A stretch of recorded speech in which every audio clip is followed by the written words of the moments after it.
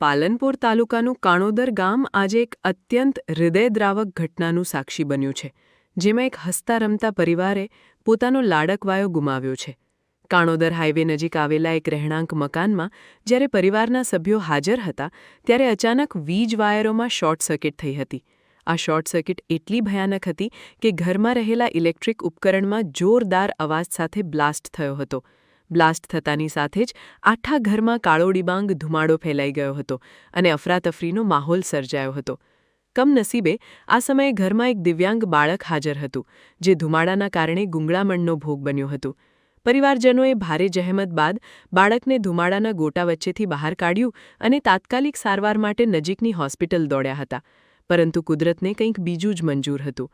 Hospital પહોંચતાની સાથે જ ડોક્ટરોએ બાળકને મૃત જાહેર કરતા પરિવાર પર જાણે આભ તૂટી પડ્યું હતું. સ્થાનિકોના જણાવ્યા મુજબ બ્લાસ્ટનો અવાજ એટલો મોટો હતો કે આજુબાજુના લોકો પણ ગભરાઈને ઘરની બહાર દોડી આવ્યા હતા. બનાવની જાણ થતાં જ ફાયર ફાઇટરની ટીમ પણ તાત્કાલિક ઘટનાસ્થળે પહોંચી હતી અને પરિસ્થિતિ પર કાબૂ મેળવ્યો હતો.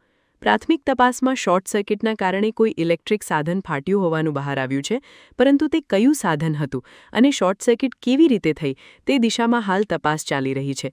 એક તરફ તંત્ર તપાસની વાતો કરી રહ્યું છે, ત્યારે બીજી તરફ એક દિવ્યાંગ બાળકના અકાળે મોતના સમાચારથી આખું ગામ હિબકે ચડ્યું છે.